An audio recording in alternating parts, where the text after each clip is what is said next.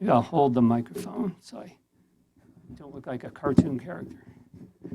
You're good, Marty. Okay. Hold it on the top. And so this is more about why the shuttle program, well, I guess most of you know that we were intending to launch a space shuttle from Vandenberg. But, and it was a whole lot different setup than in Florida. The geography of the area, the mountains, this, that, whatever, it's totally different operation. And just, I think it's about I don't know, Bernie, it's about $3 billion of infrastructure. Yeah, he says, I think so. So a lot of effort, a lot of time, and we'll get into all that. Okay, let's see, there's a laser pointer on here somewhere. Nope, that is, okay, came back. Okay, yep, I think we need it. Thanks, Keith. We'll be bringing Keith into this in a little bit, too. Does it work? Is that? Oh, it's green. Okay. Okay, so what I'd like you all to remember from this today is, and again, you know, we work this all the time, and I want to kind of lay out the basic things so you can really take away some knowledge here that you can, when you hear about things going into space, you understand more about them.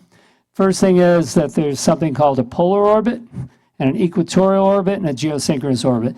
Geosynchronous and equatorial kind of the same, except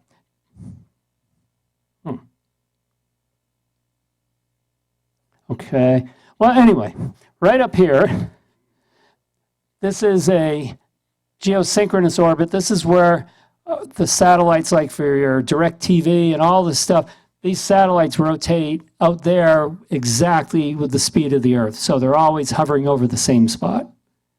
Equatorial orbit goes the same way around the equator, plus or minus, but it's not out. This is like 23,000 miles out. So around the Earth can be like 110 or something. You just got to get high enough up so you don't burn up soon. So you're up, same kind of thing, but just a lot lower down. Vandenberg Air Force Base, they wanted to launch a shuttle into polar orbit. All like our spy satellites, all that stuff, those are polar orbit because you launch and it goes around the poles. So what happens in 24 hours? The Earth totally turns, rotates under the satellite. So in 24 hours, you can get a picture of everything on the Earth. Opposed to if you're just going around the equator, you're not going to overfly anything north of where it's going or south of where it's going. So that's a whole big distinction. And they wanted the shuttle flying from Florida, flies around the equator. Plus, they've been up as high as like the space station's up 51.6 degrees, I think. So you picture the latitude that high. So here you're going up like 90 degrees. So everything, you're overflying the Earth. So they wanted to be able to have the space shuttle and its payloads and crew and the manned orbiting lab program before that fly over everything in 24 hours. You know, Cold War and all that stuff. So, okay. And then I'm going to have to talk faster because we want to get into all this. Whole lot of energy and excitement about the shuttle program. The early days, probably a lot of you remember that. It was a very exciting thing. After a while, it's like you don't even know they're launching. But we're going back to the early days, like up to the Challenger pretty much. Maybe first 10, 15 flights were always in the news. After that, coverage slowed down a bit. But when we were building up at Vandenberg, I remember going to eat at the officers club there. Couldn't get a space in the parking lot. That was like, wow, what are they going to do when things get flying from here? And then I have a lot of great pictures. And for a behind-the-scenes VIP tour, myself, Denny also, we spent a lot of time at Edwards Air Force Base, Kennedy Space Center training, and then at Vandenberg, because we had to learn everything to do at Vandenberg. And then lastly, in red, there's a lot of politics behind the shuttle. It was basically, it was overstated what its capabilities were, so Congress would buy into it. They were supposed to originally launch one a month. And and each orbiter was supposed to fly 100 missions.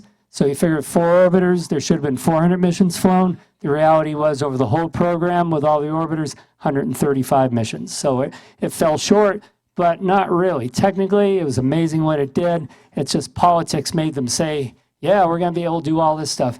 And all that feeds into the accident and why that happened, the hard push from political. So we'll get into that more. So we're going to go back in time a little bit to Manned Orbiting Laboratory Program. And basically in the 1960s, this whole thing, okay, this one works here. A manned presence in polar orbit was the whole thing. Vandenberg, they wanted, because again, you overfly the entire Earth. And in 24 hours, you can get pictures of anything underneath you. And so this is what it looked like. This was like, remember the Gemini program? It was Gemini spacecraft on top, and then upper stage, and it was a whole Gemini kind of Titan configuration. And then the crew would live in here. And you know, you look at like the space station now, it's probably 50 times larger than this little space here. And we're on board with the Russians. So, and they've been the leaders with a lot of that. So the world has changed a whole lot in that time. But anyway, Manned Orbiting Laboratory, MOLE program. And again, there's that chart right up here on the table from there that Bernie had. And then again, the whole concept is repeated for the Space Shuttle program. And the whole thing is polar orbit launch. And there were a number, I forget how many original MOLE astronauts there were, but one of them was Bob Crippen. Name might sound familiar to you. He flew on the first Space Shuttle mission with John Young. It's the first time it ever launched. And he was a MOLE astronaut. He was training to go on this. So, and then when we were going to have Vandenberg launch, he was going to command the first launch from Vandenberg. So he was a little, he says, his only disappointment in his whole career is he never got to fly in polar orbit. So. And this is that chart that's on the table. This is a 10-second chart up here because I can't even read it from here. But this is from Bernie that he saved from 1969. This is the org chart, and it's kind of cool because I've looked at that one. You can see like the rocket broken down in here, Titan 3, you know, the different managers for it, and just kind of a lot of history there. There's the logo for it up there.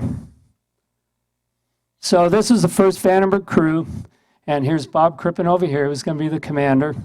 And Guy Gardner is going to be his co-pilot. And then he had Mike Mullane, Jerry Ross, and Dale Gardner as the crew. And Brett Watterson was a mission specialist from the Air Force in LA. And then Pete Aldrich, name might sound familiar, he was the Secretary of the Air Force. He named himself to the crew and bumped off the other mission specialist. But rank has its privileges. Marty, I thought you weren't going to mention his name. Huh? You had a vendetta against Pete Aldrich. You weren't going to mention his name, even though he was under Secretary of the Air Force. Yes, yes. Yeah. He is the visitor Vandenberg. Thank you for that. Well, the other thing about the crew, and I can speak from authority, I guess, we didn't know any of the crew members at all. We had 7 bedrooms in the crew quarters, and we had no idea who was going to sleep there until about 6 months prior to when the activation actually started at Vandenberg. So it was kind of interesting. You know, you had crew member 1, 2, 3, 4, 5, 6, 7. They could have walked up on the street and we wouldn't have known who they were. So it was kind of an interesting time. Except for Bob Crippen and Guy Gardner. Well, yeah. They showed up all regularly. Yeah. So that's what they looked like. And I think they're still all alive. This is a picture when you have a garage at home for your car. This is the garage for the space shuttle. And I know it's kind of hard to figure out what you're looking at, but basically this is the opposite shape. You can kind of see like the front pulls up here, the wings kind of go around. You have to have access platforms in all these places. So they lined everybody up. Here's Bob Crippen, Guy Gardner, rest of the crew. Pete Aldrich, Jerry Ross is missing in the picture. I put another picture in up here. This is the similar thing at Vandenberg. It's called the Orbiter Maintenance and Checkout Facility, OMCF. In Florida, it's called the OPF, Orbiter Processing Facility. Same thing. You see the tail opening in the door so the tail of the orbiter can get in. You can see it's pulled in there. So same kind of building, and that's what we're looking at here. This was a picture taken when it looked like things were winding. Is this mic coming through okay? Yep. Okay, it sounded quiet. When the program was winding down and people started leaving, they figured we better get a picture of everybody that's left. And this is pretty much probably about 80-90%, but a lot of people had transferred out or retired already. But like I'm in there somewhere, whoops. And Bernie's in there, and were you there for that picture? I was. So anyway, so a lot of people, and it's a good time, but this was kind of the goodbye shot. And by the way, this building was built for the MOLE program originally. So, and then it became the Space Shuttle Integrated Operations Support Complex. So all the administrative things. So anyway, this is Bernie, who's on the phone right here. 1984, he still looks the same. He still sounds the same, right? I sound the same. That's right. And he was, as I said, he was the first. He was the civilian original with the shuttle program at Vandenberg and all the history here. And he gave all these briefings, just under 200 of them. Here's his picture for this. Was like a little write-up from him then, so I want to show him in perspective here. And so here was position. He was the shuttle technical director at Vandenberg. And this was where both at Kennedy Space Center back in '84. So got this picture of us. And so that's kind of a little thing, but he's been a great supporter and friend through the years. And that's the guy holding the microphone up here. When his hair was black and his teeth were white. So. And okay, we're going to get into some background. What time is it? 10 after. 10 after, so we have about an hour. Okay. So I think we'll get there good. Just to give you an idea what it takes, it's like, yeah, you want to launch a space shuttle. What do you have to do? You need to build lots of infrastructure. And we're going to get into all these. We're going to flash through the next pictures, but basically all the facilities had a V in front of them for Vandenberg, and they put a number then for the different, they're called station sets. So now you kind of, this was the lingo that we used. They were the station set this, station set that, whatever. So we'll have pictures of all this. V-17 was the landing facility. This was a regular runway at Vandenberg that they extended out, like, I forget how. I think it's the world's longest runway or close to it. Yeah, the Air Force's not only longest, but widest runway. Oh, so it is longest than mine. Yeah. And it still is.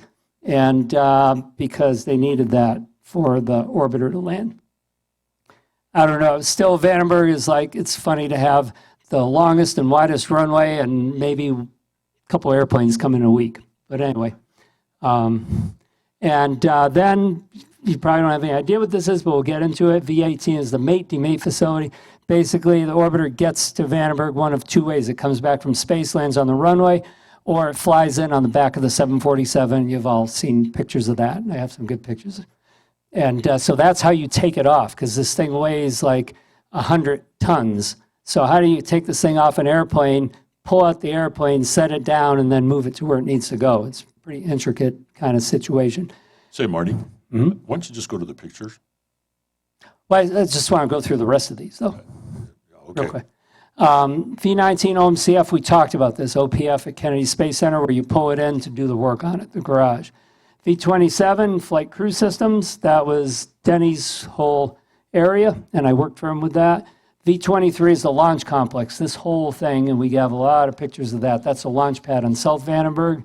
Then the Launch Control Center was next to it. Then you have the solid rocket boosters, and they have their own building. We'll get into that. This was down in Port Hueneme. With the boosters, they come back, they splash down the ocean. You have to be able to capture them, tow them up, and refurbish them. So that was the whole thing. You had to store external tanks and process them and get them ready for launch. The whole facility for that. We have a dock because you have to get the tanks into Vandenberg. So they had to build out a whole dock area where the ships could come in, the barges could come in. You could offload external tanks to keep them in the inventory there. Transportation, it's like how are you moving everything around, the roads, whatever they had to do. Communications, utilities, and logistics. This is a huge building. VA88 was a huge, I don't even know how big, huge building, all the parts. It's like where you store all your shuttle parts. So anyway, so that's a quick overview. We're going to get into each of these and flash through. Okay. Okay, so I put these together. Here's a view of the runway. And so all widened out. This is the Matey, but we got a lot of good color pictures of this. This is just over. These are out of a manual. So here's where you pull in the 747 with the orbiter, and then you hook on the orbiter, lift it up, back out the 747, lower the orbiter down, put it on a transporter, or put it on its landing gear. And then V19, this is the garage, basically. So right here, here's like in Florida, the door that rolls up here so the tail fits in, and you pull the shuttle into this building.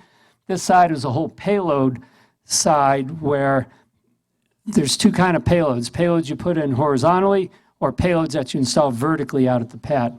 And for the horizontal payloads, they would get them, they never did, but they get them ready in here and then hoist them over and then lower them down into the open cargo bay of the orbiter sitting down in here.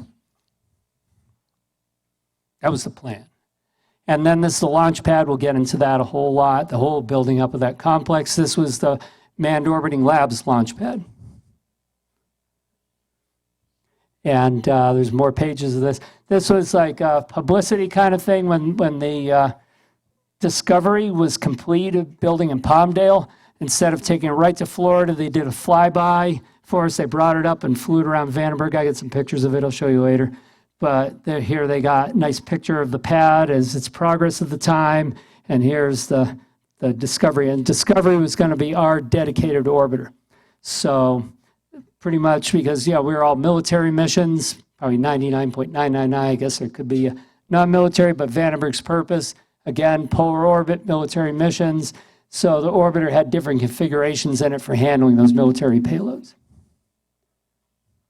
And then V-27, this was a Flight Crew Systems building. Actually, is that it? Let's see, back of that. No, this is it here. That's a smaller building here. This was a remote launch control center they were building up. But this is the Flight Crew Systems building where the astronauts would stay and all that. And then this is the launch control center at the pad.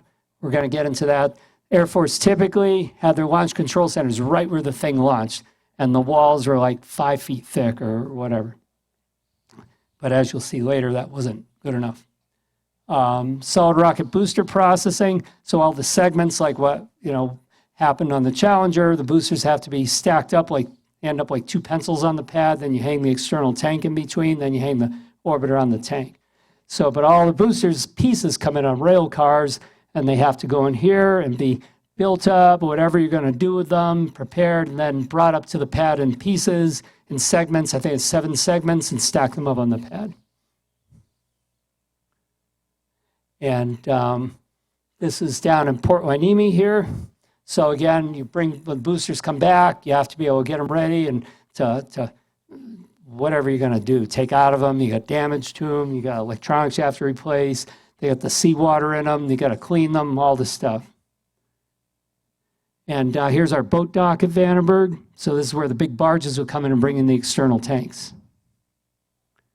And then this just talks about all the transportation, because it's about a 17-mile trip, I believe, from where the orbiter would land and get processed in the garage to the launch pad. So you have to be able to transport it down there.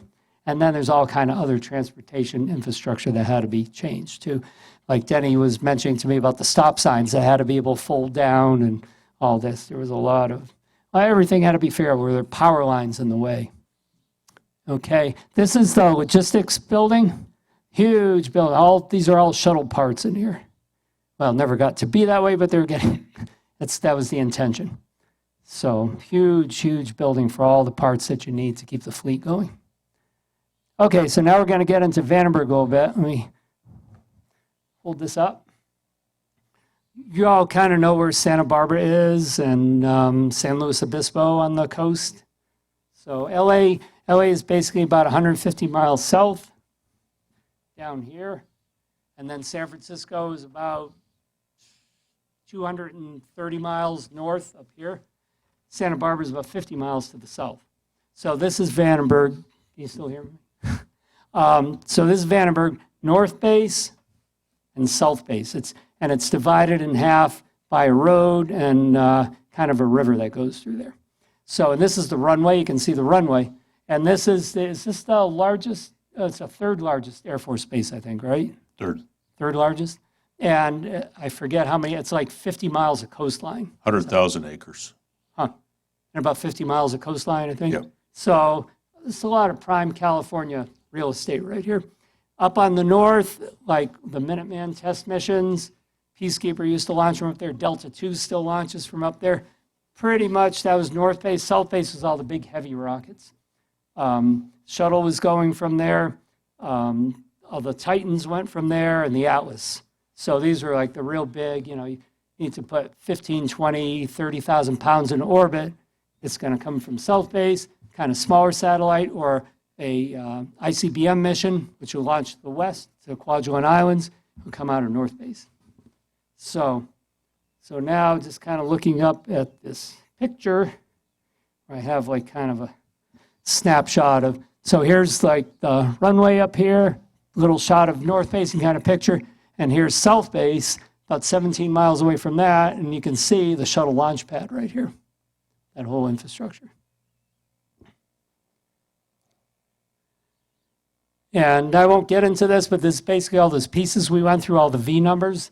So V17, 18, the garage, flight crew systems, all this stuff. This just shows the flow of all these things. Okay, now finally some cool pictures.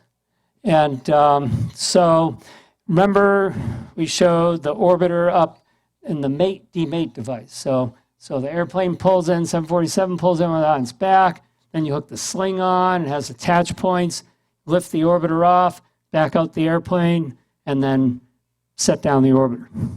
And so here's a picture of it. This is made in Italy by a company called Cometto, and very complex. I forget how many wheels are on this thing, but there were a lot. And they had to be able to steer it really precisely, so that was the transporter for it. And then, so here it is, obviously, with the 747 pulled out, and here it is hanging. This is actually, that's not at Vandenberg. It's red. This looks like it's at Edwards. Edwards has the red on it. So you can see under here the attach point. You can't see the attach points, but you can see where the fuel line is going from the external tank, these two things. I have some close-up pictures of that later. So that kind of covers that. This is a general picture of it sitting on the ground after it landed at Edwards, and then a launch picture. And here we are transporting. It's on the transporter driving the 17 miles down to South Base. And I got some good pictures of this, where they actually had to cut out the sides of the hill. You can see the road cuts here. So there was adequate clearance for the wings. Kind of like, remember they brought the Endeavour through the streets of LA? That was a lot more complicated than this, actually, but this was more than had been done at the time. But this is kind of like what they did in LA with the Endeavour. So here it is. This was the route going down the 17 miles, and it's on the transporter. And again, this never got to be a real orbiter. This was the Enterprise that we brought in for all the fit checks. They built the facilities, and they had to see, okay, does it fit and everything? So these are just a couple of cool pictures here of coming down with the escort and the trucks and coming down. So had this been an ongoing program, we would have been doing this every couple months probably. So, and then simultaneously on the launch pad, okay, so here's the arrival of it on the pad. And in Florida, there's the huge building called the Vehicle Assembly Building, where they built the Saturn moon rockets and all that. We had to emulate that here, but only with one building on the pad. So this is the mobile service tower, and these things actually roll. These are huge buildings that roll. So this one would roll back, it would be back here, and this one would roll forward, and this is the front of this one. So, and this is a huge garage door. These all lifted up, and then this was all wide open.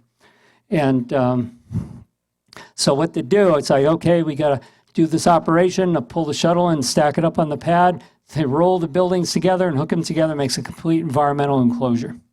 And here inside, here's like, can't see, okay, so stacking up a solid rocket motor segment, for instance. This is one solid rocket motor segment, And this is like where it connects, where the O-rings are, the whole story that we heard about the Challenger. But that's like, so it's at the joints, and then they'd have this, and they'd put another segment on top, another 7 segments altogether. I believe 7. It's been a while. And then the launch mount, the tail of the orbiter sits here. But again, yeah, I know it's confusing, but we'll have better pictures. Okay, so at the pad, there's a lot of stuff. So this is a big picture we just saw. This is when we had the Enterprise here, and here it is stacked up for the fit checks again. We weren't going to launch it. But this building rolls and connects to that building sitting around this. So this doesn't move. The tower and the vehicle are just sitting there, and the building's going around it, so you can put it all together in that spot. And this is a flame trench, 2 flame trenches here, and 2 solid rocket, 1 on each side for solid motors, and 1 for the main engines, 3 main engines. So a lot of infrastructure. So this is this. That is this rolled back. And then this over here, this is all for payload buildup over here. So here there were 3 independent vertical payload cells where you get a payload in and get it all set for launch. And then this building rolled up to this building, transferred the payload into it. And this building rolled up to the orbiter on the pad with its payload bay doors open and installed the payload into it. So again, you're moving around these things. The payload is about 35,000 pounds, and it's about maximum 15 feet wide by 60 feet long.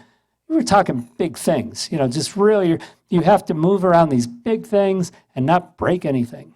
So that's the challenge. And so that's got the major components here. This is a liquid oxygen. They could get about 3 launches out. If this thing is full of liquid oxygen, that one's full of liquid hydrogen, you get about 3 launches out of this. So enough fuel in there.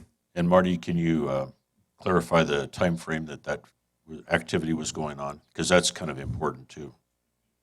With the fit checks on the pad. On the pad. Yeah. So that was about when we should have been launching. So that was like October of '85 when we had the Enterprise there. We got about a year behind. And then, not too much long after the Challenger blew up. So anyway, now the Enterprise, you might remember, was the same vehicle they did the approach and landing test program. Before the shuttle ever flew in space, it was dropped off the 747. They wanted to see how it flies and lands. It wasn't built for going into space. There were no active engines on it. In the back, it was just dropped and then flew down like a glider. So this is that vehicle that we got for our fit testing. So here you can see it. Here's the Enterprise, this big sling, and here it is being stacked up on the external tank. And here's another view of it, but I have a lot better pictures that we'll get to of that. So everything with Enterprise went great. Whoops, I didn't mean to advance it. So now we're kind of building up to what's going to go on. So everything we did, the whole verification test, it fit everywhere, it did everything. Everything was wonderful. Everything is looking great until this happened not too much after that. And you all probably remember that. And that changed a lot of people's lives. And it was a first time that, aside for the Apollo 1 fire, that, America had a visible failure in front of everybody. And, it was a big time of change. So anyway, I refer to this as the perfect storm. And basically, there's a couple of things, and I'll try to talk slow enough, but yet fast enough. That was the flight with the first teacher in space. So there was a lot, you can imagine, in addition to political pressure, there was a lot of like, hey, this is a great thing. Not really political, but people were anxious for this because it had been a long time in the making. In Florida, they have 2 pads, pad 39A and 39B. All of the moon launches all launched from pad A.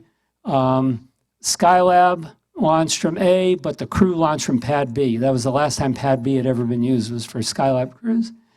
But with the shuttle program, they had only had an orbiter shuttle on pad A. For the first time in the shuttle program and since Skylab, the Challenger was sitting on pad B. So it was a whole new thing. And it was on Pad B because Pad A was occupied with the Columbia, which was supposed to launch. So they're really kind of getting, you just picture, it's like a meat grinder. It's like you had a fixed amount of people that work with this thing.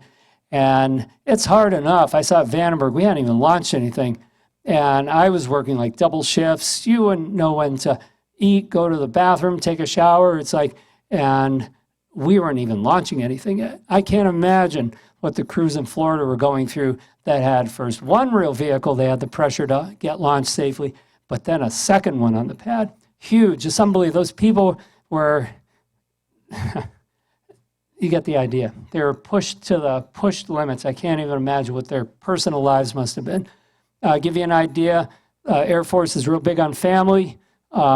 Divorce rate in the shuttle program, the people I worked with, was about 60% or so of the officers. So it really it was hard on the families. People were working many, many hours. And, okay, I thought he had a comment. Do you have any comment on any of that? No, you're absolutely right. Yeah, we were pushed. We were working flight crew systems. We got drafted to work pad stuff, too, for activation. It was kind of crazy. So anyway, so you got all this pressure on the workforce. And then you had this one. So you have two orbiters, one from Pad A, one from Pad B.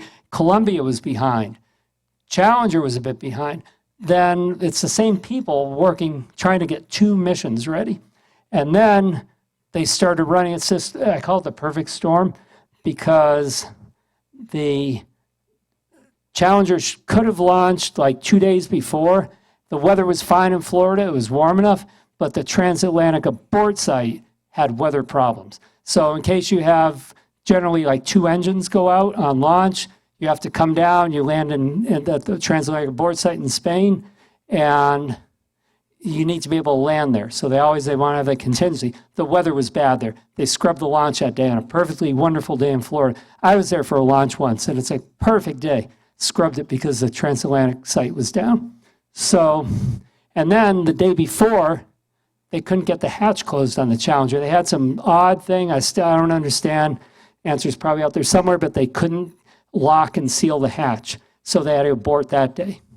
So anyway, the next day was President Reagan's State of the Union address on January 28th. So you can kind of picture all these things, political force, technical force, exhausted workforce, all this stuff. And in Reagan's speech that night, so I got some quotes out of here. Basically, he was talking about how, and today we have a teacher in space. So, see, this was out of his original speech. Tonight, while I'm speaking to you, a young secondary school teacher from Concord, New Hampshire, is taking all of us on the ultimate field trip as she orbits the Earth. You know, it's wonderful. Nothing wrong with that. But you can picture the political force that's generated down on NASA after Challenger slipping all these times, and the crew and the excitement for this. And even though the weather was a little cold, they didn't see that. And they knew, Thiokol, who designed the boosters, knew that there was going to be an issue, and you probably all heard about that. So, but NASA decided, no, we're going ahead.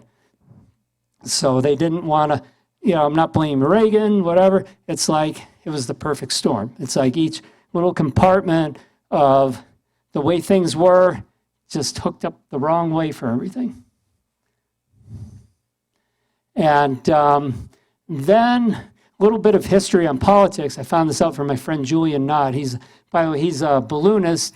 He lives in Santa Barbara. He holds a bunch of world ballooning records and 96 British records. He's been 55,000 feet in a hot air balloon. So he's really into aeronautics and all. So he knew this little tidbit that I didn't know.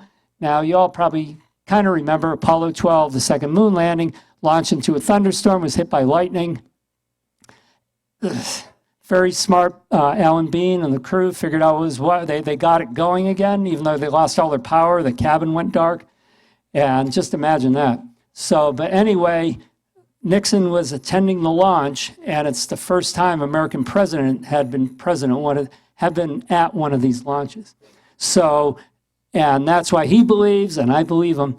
You know, he kind of, again, he wasn't part of that decision process, but he feels the political pressure from Nixon being there to see this launch was very important. That's why NASA said, go ahead and launch it.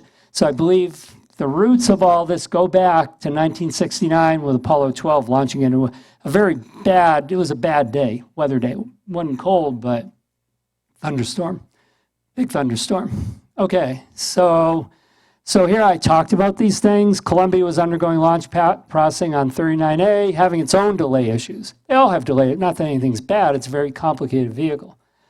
And then the workforce between 39A and B, and like I mentioned, 51L is the designation for Challenger. That was its launch. We went into this numbering system, by the way, because we're going to have an East Coast and a West Coast launch. And the numbering, just 1, 2, 3, 4, 5, 6, kind of could get messed up between the sites. So they came up with this scheme. This was the year. This was, 1 was the Cape and 2 was Vandenberg. So if this launched from Vandenberg, it would be 5-2L. And then the letter was how many in the sequence have you launched that year. So this was like 1985, and you're not going to have 26 launches in a year, so the alphabet was fine. So whatever number the letter L corresponded to was that one. So, but anyway, it was the first launch from that pad. So, and they launched slipped about 5 times, as I kind of talked about this, and the State of the Union address. So we're getting into the first thing about the politics and what led up to this. It wasn't the O-rings that failed, and I get into that. The O-rings did fail, but they shouldn't have. Okay, so this is totally my conjecture, but it's evident to me that the commander of that flight, Dick Scobie, was not given the final vote.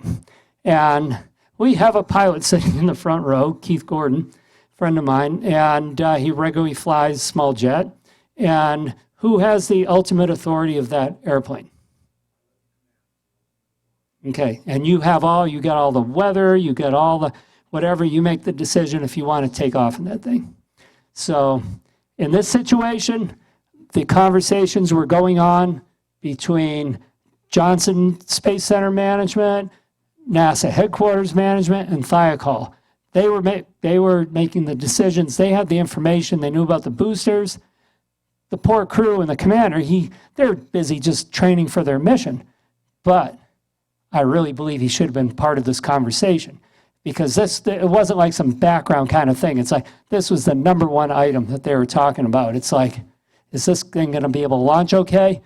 The engineers that designed and built it and NASA bought off on it said, hell no. NASA said, we're launching. So anyway, but the NASA guy, the commander of the flight, he didn't have a vote in that, I'm sure of it. Because Thiokol was saying you probably have about a 30% chance of it being kind of okay and you're just kind of dodging a bullet. If you were given a 30% chance of a successful takeoff, would you do it? Okay. Even if you were given a 90% chance of a successful takeoff, would you do it? Okay. This was very low.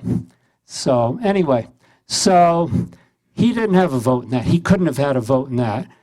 No pilot would go along with that.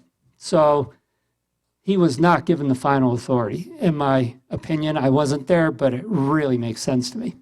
And Denny and I have seen a lot. So, okay, so here I say to blame the O-rings for the tragedy is like blaming your tires if you're driving in a blizzard and the signs are flashing, put on chains, no cars allowed beyond this point. No, I'll be okay without chains. That's basically what that launch was about. They totally exceeded what they knew was correct to do. So anyway, so I didn't want to get too much, I wanted to give you enough of a background on what I believe the decision process was in addition to the O-rings. But so back at the ranch at Vandenberg, everything was like, okay, yeah, this happened, we're going to keep going. But anyway, we started hearing this phrase caretaker status coming up, probably about a month or two later or something. And I was like, well, what's that mean? So it's kind of like all these facilities, $2 billion worth of buildings, what are we going to do with them? You know, because NASA hadn't decided or publicly said if they're going to use Vandenberg. And, but then the word caretaker, the phrase caretaker status started, you know, more and more. Oh, caretaker status. Oh, we're doing this for caretaker status? Oh, okay, yeah, okay, that's for caretaker status. It kind of became part of the daily conversations. And so anyway, I went into caretaker mode. But we're also, Johnson Space Center was trying to, and I got some papers here, they were trying to figure out, okay, we launched this thing, what if there's kind of another disaster? We got to figure a way to get the crew out of there. So being in flight crew systems, we got involved with the crew bailout scheme, they called it. So, but anyway, it's kind of, oh, anyway. Okay, so other important factors at Vandenberg. You have the solid rocket boosters where you have the burn through and the O-ring and all that. Bottom line, it was launched in a lot lower temperatures than it should have been. I got pictures I'll show you where it's stenciled right on the booster, store between 32 degrees and 95 degrees Fahrenheit. That night, the temperature got as low as 8 degrees. And these are like huge, big things sitting there, probably about 12 hours and the cold, dark night there, and temperature got down to 8. I would guess that the cold, soaked temperature of those boosters around launch time, maybe around 20 degrees, plus or minus. I don't know, but it was still cold out that morning, even though the sun was up. But sitting at 8 degrees probably for 7-8 hours overnight really chilled them down. So at Vandenberg, we have the same design with our boosters, same kind of O-rings, everything, except they made them out of composite materials. And it was called the filament wound case, so kind of like this carbon filament, whatever. It was a lot lighter than the steel cases they use in Florida. And back to our orbital geometry, when you launch equatorial, we don't think about this, but the Earth actually helps lift the vehicle up. And because of that, you can lift about 65,000 pounds in orbit from Florida. But from Vandenberg, that same everything, with the lightweight boosters, you could only lift a maximum of 35,000 pounds. With the heavier boosters, steel boosters, case boosters, you're probably looking at around, we were guessing like 25,000 pounds. So we got about 10,000 extra pounds of lift from having these lightweight boosters for Vandenberg. But after Challenger, they redesigned all that stuff. Oh, we're not using that bad design anymore, even though they'd have been fine if they launched within their temperature specs.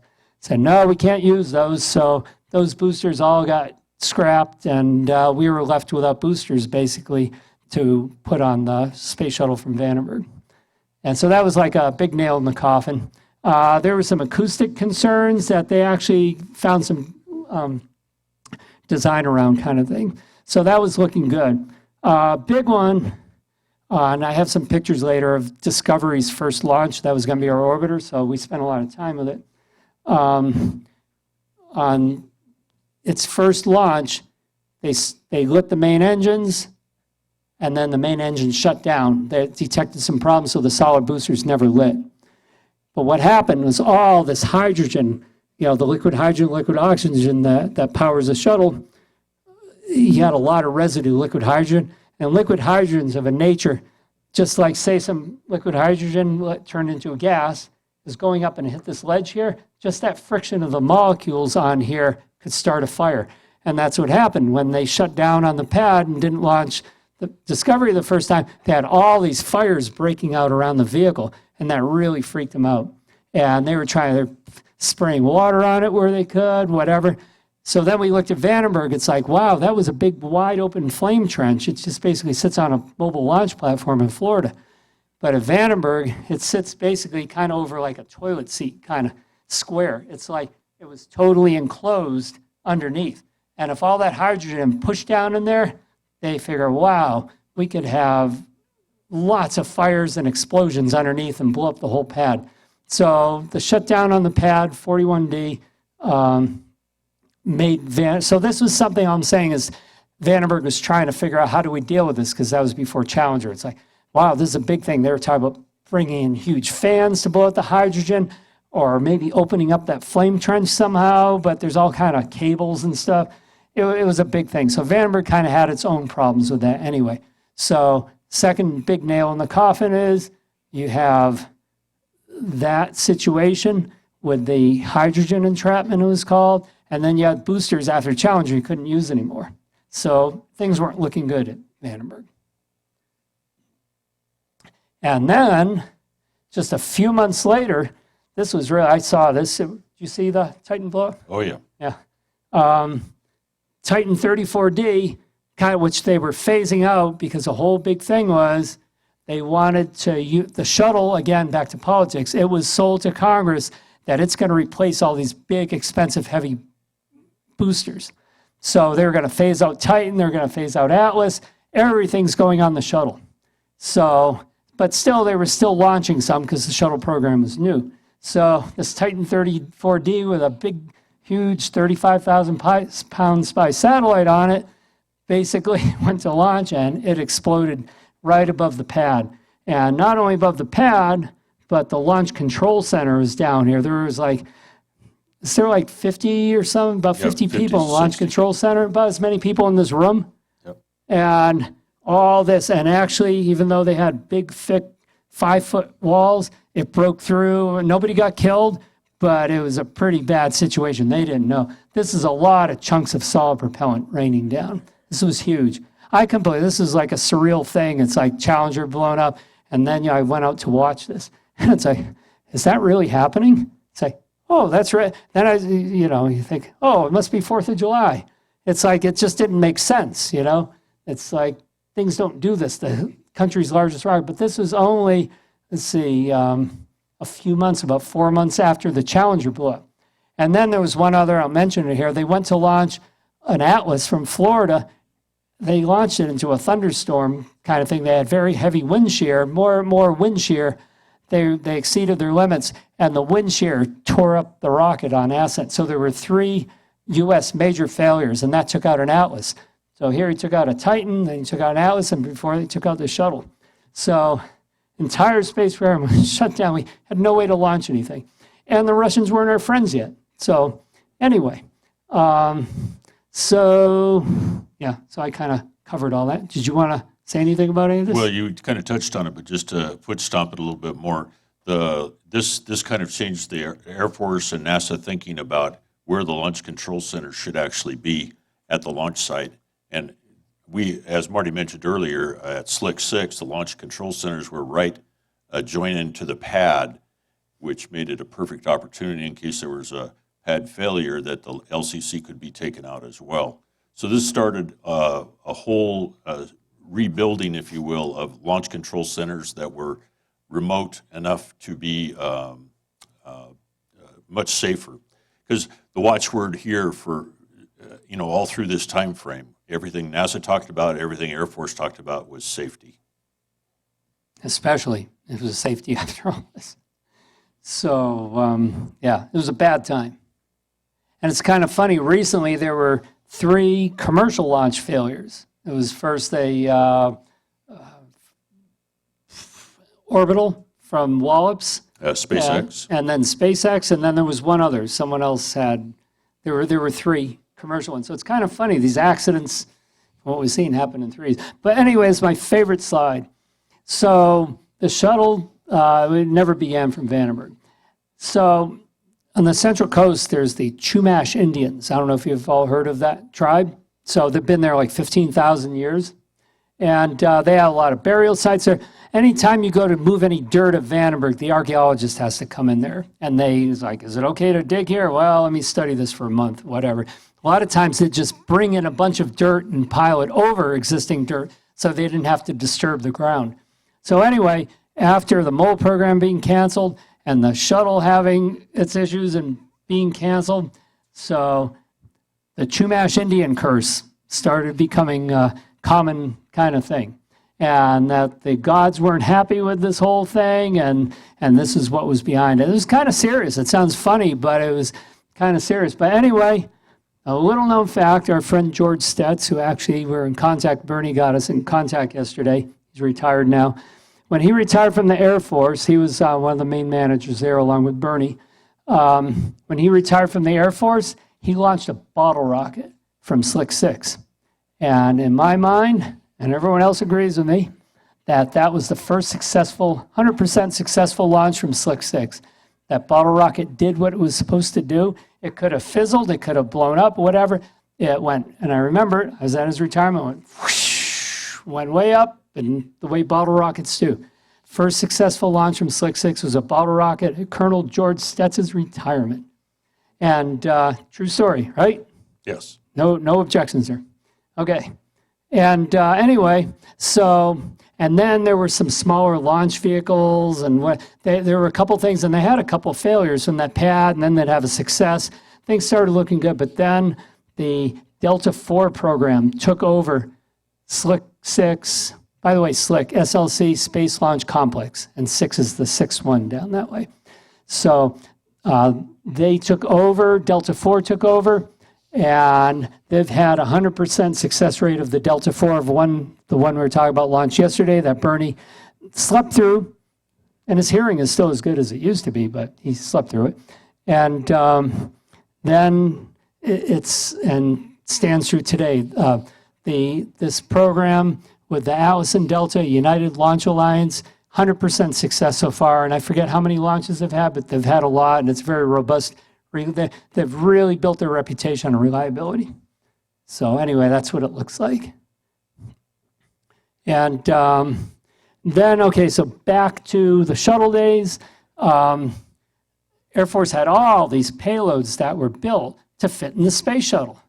It's like, well, we're not going to put them on Titan anymore. We're not going to put them on Atlas. All the attach points, everything, their design, center of gravity, all this stuff, were all for the shuttle. So then they had all these payloads that could, all these spy satellites, whatever, they couldn't launch. And they weren't launching anything from Florida either. Matter of fact, Florida ended up taking, because we couldn't launch those, they started modifying them as best as possible, launching them on East Coast missions as high in inclination orbit as possible so they could kind of overfly Russia, up in the 50-degree latitude range. So, so the Titan IV program was born. So you can see where the payload goes up in there, and it took over all the shuttle heavy payloads. But this took a while to get this program off the ground. It's like, oh, geez, we got to do this. But at the same time, the payloads all had to be converted over so they would fit in this thing and ride correctly and all that stuff. So it was a huge turmoil time. And I actually, the guy, George Stetz, who retired and shot his bottle rocket, he ended up going to safety. He was head of safety at Vandenberg, and he hired me in to work safety for Titan IV at Vandenberg. So I got to work all the, not the payload, but the whole rocket's safety. And there's like so many, you think there's high voltages, there's high pressures, there's fuels that if you breathe it, they'll burn your lungs out. It's like everything hazardous in the world is in one place in a controlled environment to launch. So that was a really good program. And then Titan IVs ended up flying from that pad where the explosion was with the Titan 34D. But before, they had like 2 or 3 34D missions. They had vehicles left. They said, no, we're going to refurbish the pad after this big explosion. And they launched those payloads, and then they tore it down. They used it for like 2 or 3 launches. They tore the whole pad down and built it up for Titan IV. So always kind of maybe chuckle a little bit. But, there's requirements behind the scenes. So people knew more than me. Anyway, Air Force Space Command had come into Vandenberg, and really good thing happened. Retired astronauts started taking command of Air Force Space Command. And Kevin Chilton was the first one. He was a mechanical engineer. So they really started bringing a lot of astronaut know-how, people who've been in space, to head up Space Command. And Susan Helms, Lieutenant General, she flew on the shuttle a number of times on the space station. Great person. She became head of Vandenberg. And for the 14th Air Force and other sub-organizations in 14th Air Force. And it was just terrific to have such an experienced astronaut there. And she was a lieutenant general. And so up to today, 30 years later, shuttles in the background, we're still around, and we like to talk about this, but those were really amazing days then until the Challenger and the challenges that we had. And then Challenger was like the bottom line challenge, is appropriate name, I guess. And so what they were doing the same way, they repurposed the manned orbiting lab facilities for shuttle. Then, whatever of the tons of infrastructure we put in for shuttle, now we're trying to repurpose them for other programs and get other programs. Even there was a very slow time. They weren't bringing many new programs into Vandenberg. So it's like, well, what are we going to do? But in the meantime, my favorite thing, Lompoc was kind of a one-horse town, still kind of is, but there were like 2 motels there. But when the shuttle program was coming, they built an Embassy Suites, not a very big one, but a number of probably about 4 major hotel chains. So now we have adequate hotels, and strangely enough, they get filled up a lot. People come up to the Central Coast. Anyone here see that movie Sideways? Remember that movie? Lompoc, Vandenberg, it's wine country now. Everyone likes to come up for wine tasting. So those hotels are getting used for wine tasting. So, but it's the economy there, and it's great. So anyway, and then SpaceX is launching from there. And we were just supposed to have a launch to Mars from Vandenberg. This would have been the first interplanetary launch, but there was a problem with the instrumentation on the rover, on the lander, and they had to delay it. Normally a launch would just get delayed a few months to fix it, but you need Mars close to the Earth, or else it'll take you 5 years to get there. You can't have it on the other side of the sun. So its next closest approach to Earth is going to happen in about 2 years. So we'll launch that again. We're looking to do a teacher conference and bring people out from Las Vegas for that. So we got more time to plan for it now. Bottom line, I hadn't really realized this. I thought the Russians had put people in polar orbit, but Denny corrected me on that. It's like typically like from Baikonur, they'll launch pretty much for them to meet us with the space station. They've decided on 51.6 degrees. They haven't gone into polar orbit the same way we haven't.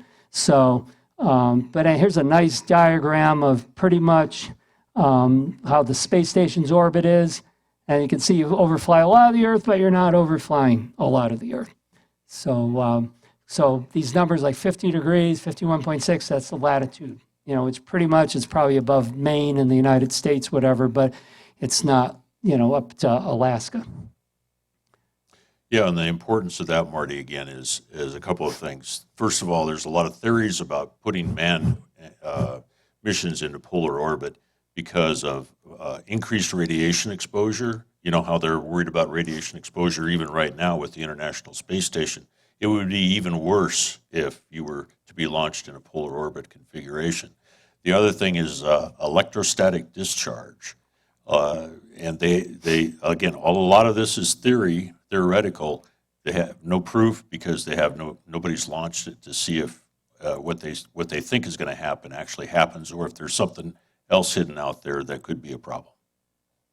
And there's the Van Allen belts that protect the astronauts now when they're in space. But to go in polar orbit, you're flying outside the influence of them for some period of time.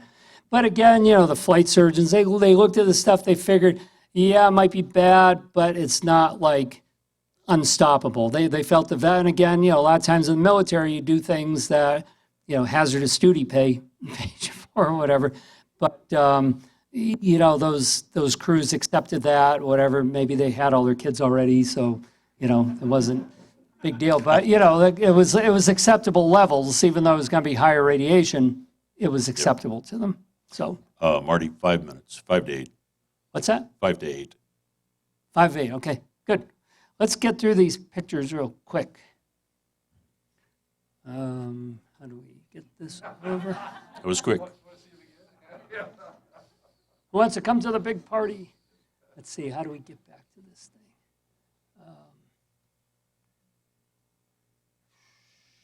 Hold on. It's up there now, that's up there now. Is Tracy? texture, is it Tracy? Tracy, you here? Maybe. Well, Marty's busy. There was one other thing I was going to mention, and I haven't read the book yet, but there is a book out about the Challenger disaster. It was written by the Thiokol manager for the SRBs, and he was the only person that did not sign the go for launch paperwork on that day, that infamous day back in 1986. His name is Alan J. McDonald, and it turns out that he was absolutely right for what he was trying to stand for, but unfortunately Morton Thiokol outvoted him, and even though his signature did not appear on the document, the launch document, he was pretty much banned from Morton Thiokol. He lost his job. And as it turns out, there was a silver lining to this whole thing because he stood his ground. And all this came out in the presidential commission that investigated the disaster. Just as long as I can get to the. He was, by Congress, congressional decree, voted to return to his job. And he's the only person that's ever happened to in the history of the United States. So he did get his job back, and not only did he get his job, he remained with Morton Thiokol for many years after, and he was actually put in charge of, because of his knowledge and expertise, redesigning the SRB segment to make it much safer. So, but he did write a book. I failed to mention. It's called Truth, Lies, and O-Rings. It came out, I guess it was published in 2009, because he was kind of one of these guys that would, I hate to call him a geek, but you know how you take notes and documentation of everything that transpired in those bad times. And he kept all the paperwork in a cardboard box, put it up in his attic. 20 years later, he was up cleaning out the attic, and holy crap, I've got this. This would make a good book. Exactly right. And that's what he did. So it's out there if anybody wants some additional information and to see it from his perspective, because I've got to read it. I've just found out about it a couple of days ago, so I am in line to get Amazon.com a call. Marty? Internet. Okay, we got some pictures, like 10, 15 minutes. I'll go through them real quick. Here's just kind of some cool pictures I took. This was mission number 6 that had just come back, so early on in the program. This is at Edwards Air Force Base. They didn't start landing them in Florida for probably about 25 or 30 missions later. They're landing at Edwards, big dry lake bed. So here, same thing, mate-to-mate device. So, there's no 747 involved because it flew back from space. They towed it into here, and then they had to lift it up, put it on the back of the 747, fly it to Florida, and put it into the garage there for refurbishment. Uh-oh. It's not advancing.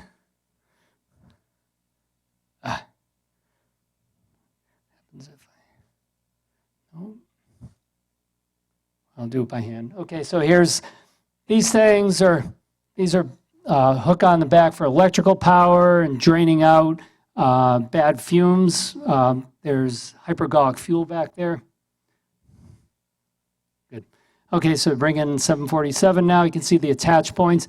These are the exact same configuration attach points where the external tank would hook on. And then the solid rocket boosters hook on the external tank. So these exact same ways, except it's hooking on an airplane. And then this was me with a guy I worked with.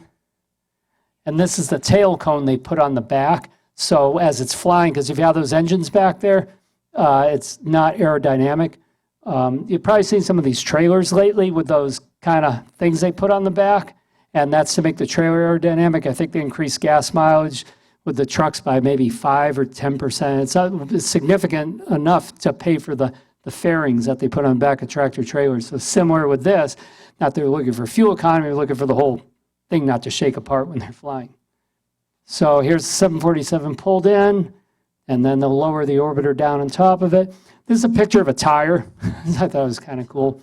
So it says, let's see, 34 ply rating, tubeless, 228 knots, whatever 0.10 skid means, don't know. And that says maximum 6 landings. So anyway, just kind of interesting. Yeah.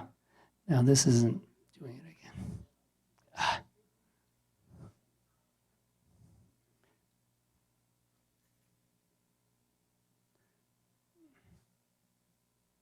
Oh.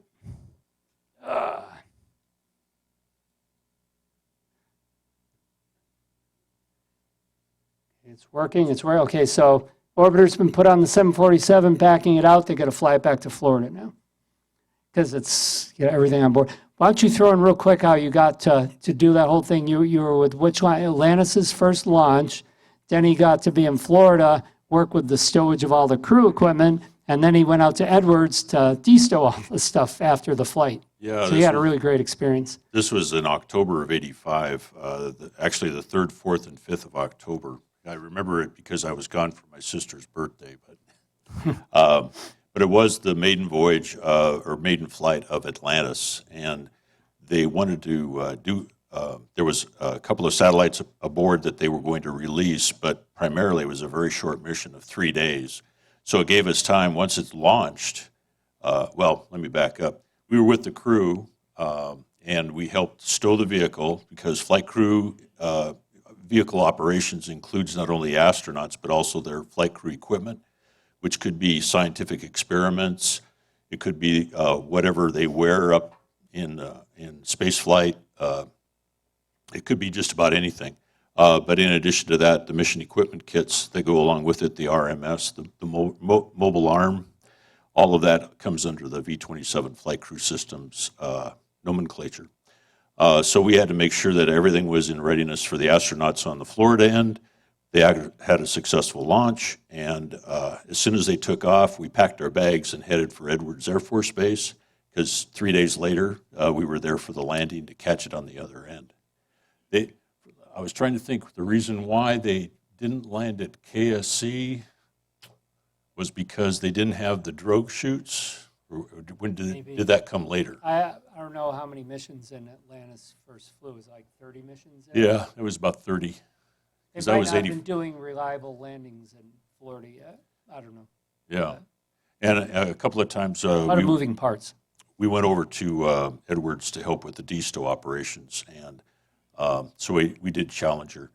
I remember one time it was 2 o'clock in the morning. We had taken these trays out. They had food still remaining in them, and there was a banana there. And I thought, wow, wonder what it tastes like. It's been in space.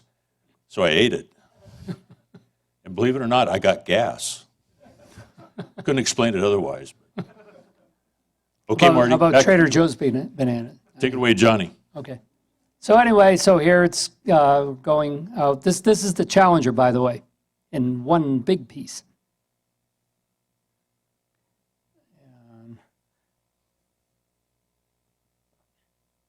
So taxiing out to take off. That's a big configuration.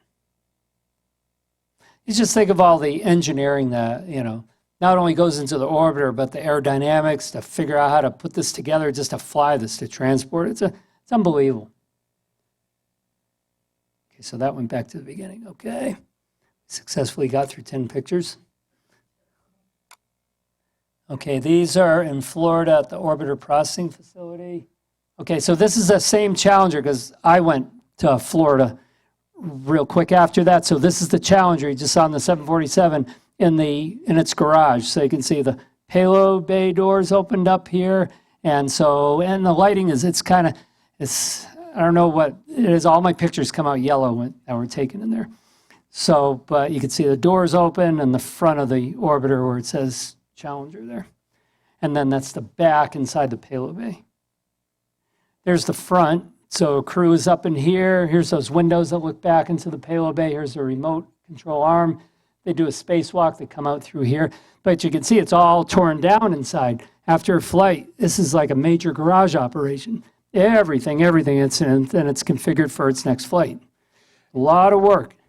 It's mind-boggling. Hey, So Marty. you picture the crews doing this. There's only like maybe 50 people that work on this thing. I actually attended a couple of Bernie's briefings, and he always compares the payload bay size to one Greyhound bus and one Volkswagen. You can squeeze it into the payload bay, so that's how big it is. And weight, 65,000 pounds. Right, exactly. Yeah. There's another view looking down to the back. Or is it back? Yeah. All right, going faster here. Another close-up up front. This is inside the cockpit. You see the torn out. I think the screens are in there, but everything is just torn out and reconfigured. It's so intense, everything. There's like some of these things, there's procedures for everything. Everything is a script. Here's the commanders on the left. This is the pilot's area, and then this, whatever equipment's open there. looking forward, looking back. That's the overhead windows down there at the bottom. That's what I looked like. Who was that masked man? It gets worse. This is upstairs. There's upstairs and downstairs in the shuttle. This is where you crawl through to get inside. And then there's the hole where like 3 or 4 astronauts sit on the bottom, and then 2, sometimes 3 sit on top. People down below, they don't have any view.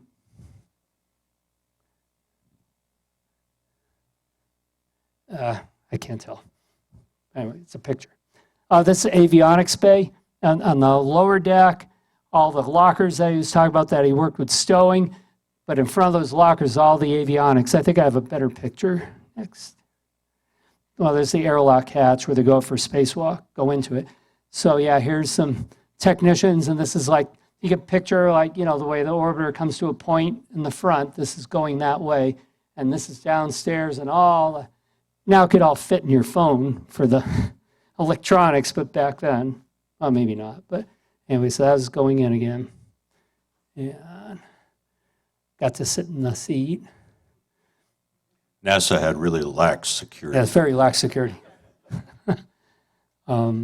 Aft windows, those windows look into the payload bay. So when the astronauts are controlling, moving that arm around, they're looking through those windows to pull the satellites out to deploy them.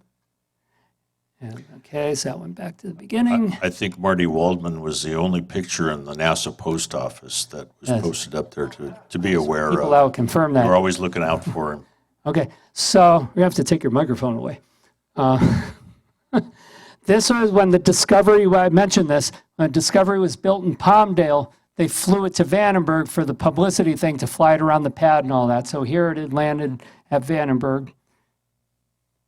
It's kind of close that. So it had never flown in space yet. Fresh from the factory, full warranty. That's kind of cool with the 747 windows and the orbiter sitting on top. And so we're at Vandenberg. You see the cone on the back. Again, keeps it aerodynamic. Okay. We're getting there. We're getting there. Might even have 5 minutes for questions. These are kind of a lot, but I can go through them fast. This is, I think, Columbia. I can't tell. This is in the vehicle assembly building, stacked up. Here's solid rocket boosters. Here's, yeah, it's Columbia. And then the external tank is on the other side of that booster that the orbiter is hooked onto the way it hooks on the 747. View. So this is kind of cool shot. It kind of gives you a feel for, this is all indoors. So here's the external tank. Can't see any solid rocket boosters. All tank, and here's the Columbia. Columbia is unfortunately lost in 2000, I think. Coming back, that's the one that the leading edge of the wing got punctured on launch by some foam that broke out. This is all foam, spray-on foam, and a piece of foam broke off, and at those speeds, it broke the front of the wing. But they didn't know. Or maybe they kind of did, but there's nothing they could do about it. So that's kind of cool. This shows external tank, booster, orbiter. Like I was telling Denny before, the thing that just struck me about this, all this stuff sticks together as one unit. Huge structures, just huge structures. And this, and that, and that, and the one on the other side, all stick together and go 17,000, well, boosters come off lower speed, about 6,000 miles an hour still in the atmosphere. Unreal. There's the top of an external tank. This is a view looking up. It's kind of a little blurry, but this is the tail of the orbiter, and then looking up the payload bay and the crew on top. There's the engines on the back. They have covers over them, those red covers. Okay, it's not advancing. A quick one on the external tank. The first 3 launches, the tank was actually painted white. I don't know if anybody remembers that or not, but if you look back in history, they were all white external tanks. They figured out eventually that paint was worth about 500 pounds. So they decided that maybe, and it was expendable, it would end up in the Atlantic Ocean. It's Nobody would jamming ever up see it something. again after it launched, so they decided not to paint it after that.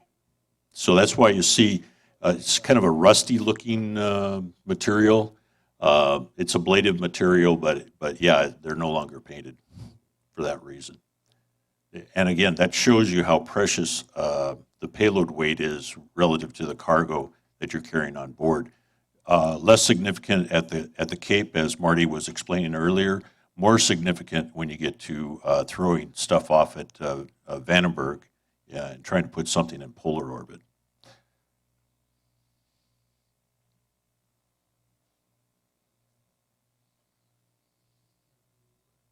That's about right. Is anybody a teacher out there? Okay. Have you ever tried that experiment? Explain the difference between polar orbit and geosynchronous by having them.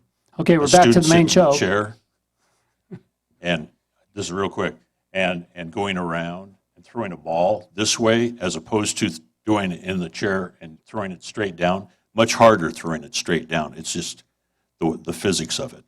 So this is the same thing. Like Marty mentioned earlier, the rotation of the Earth helps lift that vehicle off from Kennedy Space Center or Cape Canaveral. Does not help so much when you try to put something in polar orbit. And then worse, launching to the west to launch an ICBM test, you're going totally against the Earth's rotation. Yeah. But they don't care because in nuclear war, you need to launch to where you got to launch. So the boosters are strong enough to overcome that rotation of the Earth and whatever it needs to do. Everything's whatever the mission is. Okay, so another is aft end of the orbiter. So there's, you can see a solid rocket motor, just the size of these things. It says loaded on it. So that means it's all real fuel. Opposed to inert, there were inert ones for test. There's like side of the orbiter and hatch. It's kind of cool. Top of the orbiter looking up. You can see this was back like for STS-9, the 9th mission. They had ejection seat. So, because the crews are real small, well, just 2. That's looking down the length of the payload bay. There are a couple of tanks in storage. There's the top of an external tank. On the top, Columbia. It's kind of cool picture. Here's where it hooks on. You can see this is the bottom of a solid rocket motor. This is the bottom. This is the liquid hydrogen at the bottom of the tank. And here's where the feed line goes into the underside of the orbiter to supply the main engines of the orbiter. This is my kind of favorite picture, a little hard to read, but this is a picture I took of a solid rocket motor segment up close, stenciled right on it, where it says storage temperature 32 to 95 degrees Fahrenheit. So not a good idea to launch it after it's been stored overnight on the pad at 8 degrees. Right, stenciled on the vehicle. It's the aft end of the Columbia. That's a similar picture. Here's the hook in of the oxygen, the hydrogen feed line into the belly of the orbiter here. These are the tiles on the bottom.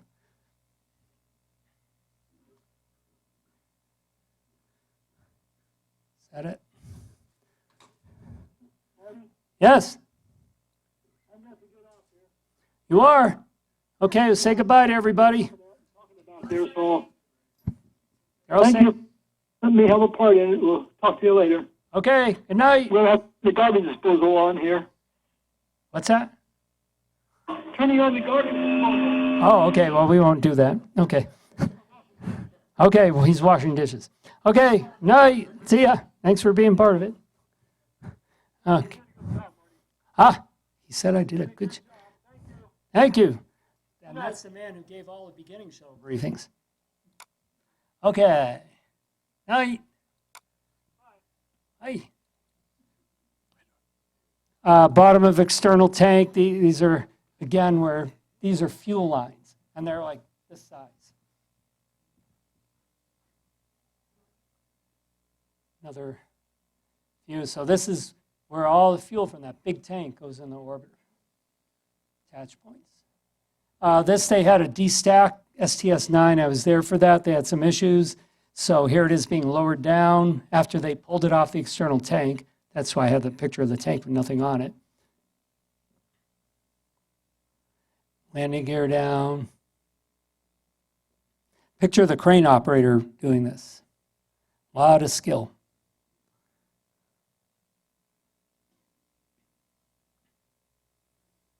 And then they towed it out into the garage next door.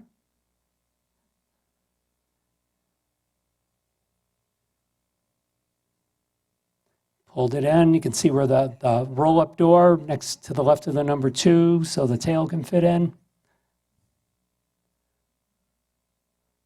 And then here's another view of the tank with no more orbiter next to it. And we're getting there. Only about a few more pictures. This is another, this is the Columbia, the same one in the orbiter processing facility afterwards. And then they opened up the payload bay doors. That had the first Space Hab flight on it. So this was actually a crew module where the crew had experiments, and they not only could they live in the orbiter, they go through that tunnel where they do a spacewalk, and they go into this. Again, the lighting's bad, but it was a multinational effort, and there was probably other crews from a different country too that went in there, but I forget. Okay. And there's a few pad pictures. So out at the launch pad, remember I talked about putting payloads in horizontally or vertically?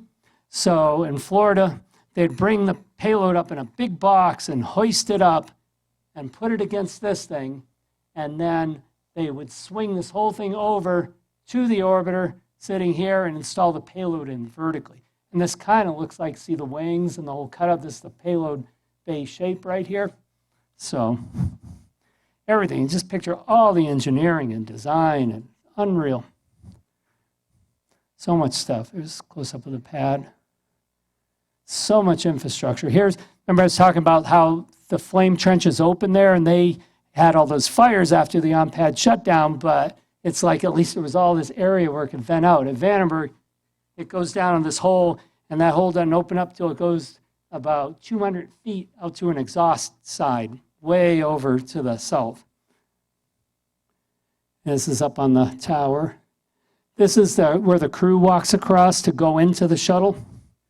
And this is inside of the clean room. And then when an orbiter's there, they take this off, and then the hatch is right there. So that's how they get, like when you walk down the jetway to get into an airplane. It's in the elevator. Okay. Okay, these are probably the best pictures. This is the rollout. Remember how I mentioned Vandenberg was supposed to get the Discovery. So Discovery had never been launched before, and this is the one that had the on-pad shutdown where all the fires broke out. So they had rolled it out from the big vehicle assembly building to the pad. So here, this was like at 2 in the morning we went in, and so here it is backing out. It's dark out on that big mobile launch platform. And then I went out to the pad, and you can see out here it is coming. I don't know if you can make that out, but there it is, right there. That's still probably about 5 hours away. It goes at about, I think, 1.5 miles an hour crawling. So it is a little closer. And then this is called the beanie cap because all that liquid oxygen, it's like at minus 400 something degrees, it vents off because it's basically external tank is a thermos bottle, but in Florida heat and whatever, even if it wasn't Florida heat, it's like it's venting off. So they're always venting and replenishing the tank. And so they have the 2 vents on the top of the tank, and then it vents out that way because you don't want to build up any gas pressure because it could blow up the tank. So we are getting up closer. And then as it climbs up, it levels as it's climbing up too.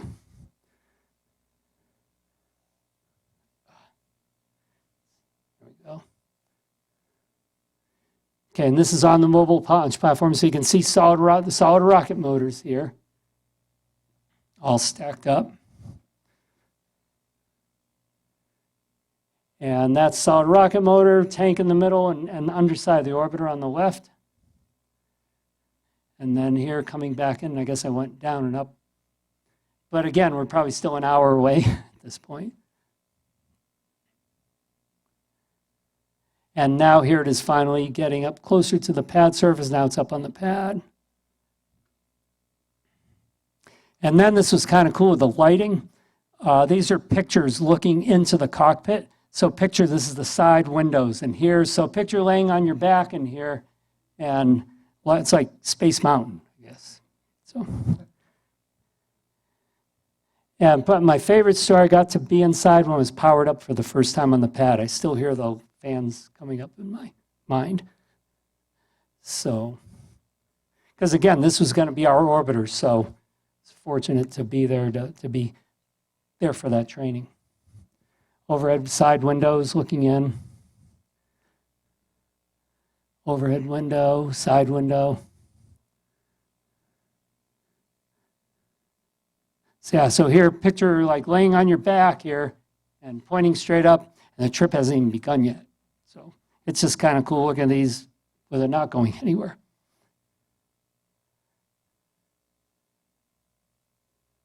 So again, vertical, you're laying on your back. Here's the booster. And here's that beanie cap I was talking about. So it vents off the liquid oxygen and then goes up through these, and the oxygen vents out safely up through there. And these are the main engines down below, 3 main engines fueled by the external tank. So going down to the flame trench. This is, next one's better. This is a solid rocket booster. These are the hold down bolts, and those things are probably about this big. These are pyrotechnic, and there's 4 of them on the booster. So you go to launch, all 8 of them blow within a very small tolerance of time, because you can't like not have them all go at the same time, because just picture, oh, 1 bolt on the left side didn't blow, that thing's gonna, yeah, wouldn't be good. So 100% success with these, they always worked. In my mind, the solid rocket boosters, 100% success, even though the Challenger thing happened, but they didn't launch, they launched outside of their specification.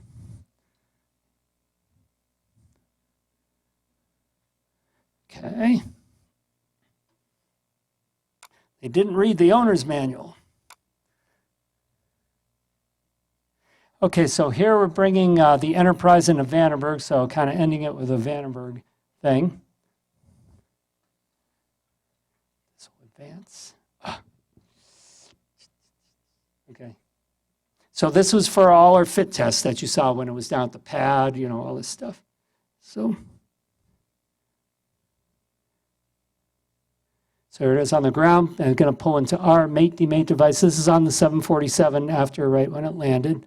This is inside. They have maybe about 10 or 12 seats up front for, you know, the crew to ride along with, not astronauts, but people supporting the move of the orbiter. I got to sit in the seat, but I don't know how to fly it. So here's the sling. So when they pull in, it's going to hook on the 4 attach points on the side of the orbiter to lift it up off of the 747. So here we go, and pull it in.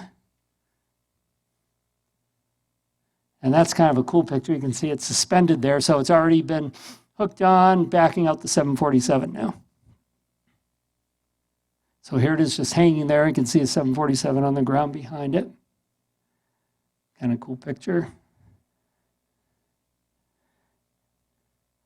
And then here it is. So we kept this, I think, for a few months anyway. I forget. It was for all our verification testing. And there goes the 747. And then we did so we pulled it into our garage. So this was that fun day. So same thing as in Florida, the roll-up door, so the tail fits in. So here's everybody all. It was really exciting for everyone. It really was. So here it is coming from the inside, looking out. So here it is, first time, all this work for years, all this everything, the excitement. And we're finally got our orbiter in for a fit check. And it all went great. It fit, everything fit. They figured everything out. There's the back, there's the tail cone. Then pulled it out. We're taking it down to the pad. There's that transporter. And then here it is. I was wondering, I don't have any pictures. I think I went on a trip. So next thing I knew, I was there when they brought it down, but then all the stacking operations, I wasn't in Vandenberg for some reason. So, and then did the pad stacking. And those, again, these are the two buildings. You can see this building is sitting around the tower, and this one rolls into it. The total environmental seal. The big garage doors come down to close. And that's it for the pictures. What time is it? Let's see. Whoa, we're in trouble. 5 minutes of questions. Anybody? Yes, Mr. Hold on Curtis. just a second. Let me get a microphone, He has too. a microphone for you. There you go, Steve. Yeah, I've always been curious as to how NASA felt about ending the shuttle program and now have to count on the Russians to transport everything. That must be some fear or concern. It is to me as a citizen. How does it feel on the other side of the fence? From NASA perspective, Yeah, I mean, they have to count on a foreign country now to do all that mission for them, and they can't feel good. I mean, what is it from your perspective? my thoughts are, I really like cooperation and growth, so I think the way it all happened, it was great. And, you know, the Apollo-Soyuz mission happened during the height of the Cold War, and at least it was some bridge to build.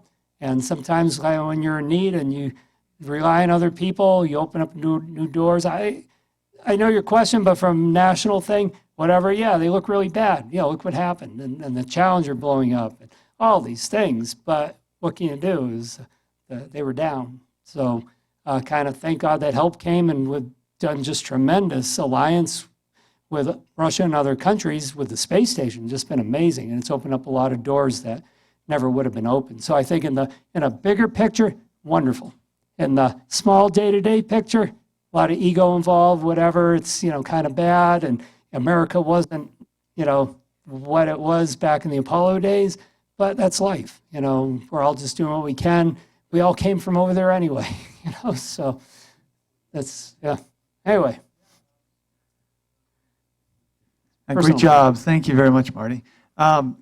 What, in your summation, would you think was it a bigger gain that we got out of what we learned from that sacrifice those fine people made 30 years ago? And did it advance things that you see in the industry further and faster because we got that much smarter? Could you talk a little bit about that? You know, what were the benefits that came out of that I think, you know, tragic day? Human nature. Like 14 years later, Columbia burns up. It's like, again, it's like they knew that there was a foam breaking off problem, but they never took the steps to investigate it enough. And there's a lot of bureaucracy involved, you know, in these organizations. So whatever, I wasn't part of that whole thing, but there's a lot of bureaucracy, and they knew that there was an issue. But again, there was this attitude, we'll dodge the bullet, I think was deep in the background. And you're working with people and personalities and egos, heads of organizations. It's like somebody, you know, people under them can think, wow, that's a bad decision, but, you know, nothing you can do about it, you know, in a practical, timely sense. So again, things happen, and you just gotta, it's like in our personal lives, things happen. That's the nice way to say it. You just keep going forward no matter what, and you learn as best as you can and grow from it. It's all you can do. So I think whether it's a person or an organization or a whole country, it's kind of the same thing, just on bigger scale, but it's the same concepts. It's just all you can do. You learn to move forward. I think Eric was also asking about the benefits, and I think there, you know, if you go back and look through the history of the shuttle program, the miniaturization, especially communications type equipment that was developed for the shuttle that all of a sudden ended up in the commercial industry, the crystal growing experiments in weightless environment, some of the drugs and other kinds of experiments that they were doing, all of that benefited, you know, the humankind, not just the United States, but humankind. So there was a lot of things that came out and probably, well, are still coming out. Oh, yeah. Tons of stuff from the International Space Station. Yeah. Anybody else? Here you go. Karen. So you were showing the tent that was a multi-country thing. I don't know if it was a tent, but you showed a picture that Oh, in showed the a payload bay, multi-country the thing. space Yeah. hab? What other countries were involved in It that? was, I think, European Space Agency was real big, ESA, and that's made up of a bunch of European countries. I don't think Russia was involved at that point. I think it was European Space Agency payload developed with the U.S. Are there other European countries that have their own space program? No, I don't think so, right? Japan's kind of come along with one, China's come along with one now, but U.S. and Russia were the only, yeah. French launched out of French. South America. Yeah. Not people. Not people. Yeah, no, refer no, to no. people. Not people. Yeah. But Oh, yeah, there's a lot, Ariane, there's a number of other, but none launching people, launching satellites, yeah. But like China now has launched people, so it's third country to do it. So, any more? Yes? Mr. Gordon? Why is Vandenberg for? Because if you launched east from Vandenberg, you had pretty much overfly populated areas heading east, kind of the way when the Columbia came back in and burned up on reentry. The trail of debris all halfway across Texas and lower part of the country. So the same way, if you had a mishap on launch, you could drop a lot of debris right on people below you. Now Russia launches to the east from Baikonur over land, but it's largely. There might be some little villages here and there, but no real and the chances of landing stuff on people is pretty small. So Vandenberg has to go south, and the first landfall is like Easter Island, so to the south, South America.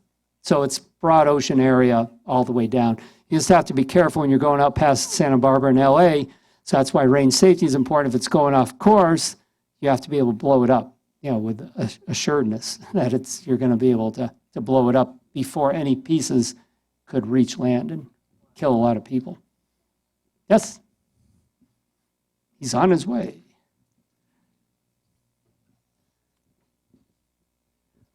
Polar orbits are good for not only spying, but also looking for vegetation, Weather. that kind of a thing. Cameras are reaching the point where, as I understand, there are some companies that are launching satellites with very good resolution, less than a half a meter. Is that happening, or could it happen out of Vandenberg?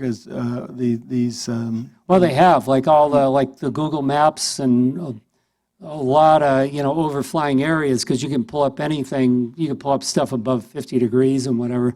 So yeah, all that mapping, generally, they're pretty much those. They're not going to launch something out of east trajectory from Florida. That's only going to cover a swath of the Earth, because they're launching something to image everything to keep Google Maps updated. So yeah, those are all come out of Vandenberg polar orbit. So.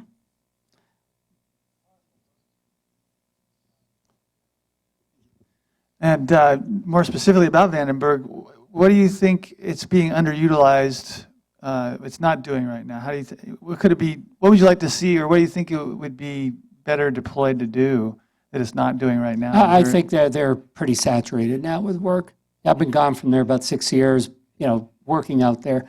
But there's the X-37. It's like a little space shuttle orbiter kind of thing, and top secret program. It'll launch from wherever and land at Vandenberg. We had to do a lot of range upgrades for that. So there's a lot of programs. They got some Scud missiles back in the day and test launch them from Vandenberg to see how they fly. But there's a lot of, and I'm not really up on what the program, but I know that they're very busy at Vandenberg now. They do monitoring all the space debris from there now. That's a control center for that, where anytime you launch anything kind of big or people or expensive, you want to make sure you're not going to launch into some debris that's in orbit. And there's a whole lot of pieces of debris up there. That's a whole other subject. I'll show you some maps. Tons and tons and tons. And I saw it one time, it was with the Challenger, and there was this hole in the windshield. So I asked one of the technicians, it's like, what caused that? He said that was probably from a piece of paint that was in space and the path, because the orbiter's going 17,500 miles an hour, and that piece of paint could be coming from a different orbit and collided with that windshield, and it didn't go through, but those windshields are about this thick, and it went down about 3/4 of the way. Just a little piece of paint that came off of some satellite that was in some fragments. So just imagine if you launch into something the size of this microphone. Not a good day. So they're always keeping an eye out for that. Space station in orbit. That movie Gravity, that really dramatized it. Like, it isn't going to all come in a big cloud like that, but that concept is like the energy of something going that fast coming at you is pretty large. So even a little piece of paint could have been a very bad day for that crew if it penetrated the windshield. So, anything else? Okay, well, I really appreciate y'all being here. This is awesome. And, we got to be packing up really quick because I'm probably in trouble. But anyone who wants to come to the house, that address was up there. If you got her, if you missed it, come see me. And we can continue the conversation there in probably about 45 minutes or something like that, assuming 215 is wide open. And all the surface street construction, they've taken the cones down. How many people like all the cones in Las Vegas? I like that comment. Okay. And I'll take badges back here, please, as you depart. That's our badge man. Good man. 50 cents, everyone. Oh, thank you. Yeah. Thank you very much. Appreciate it.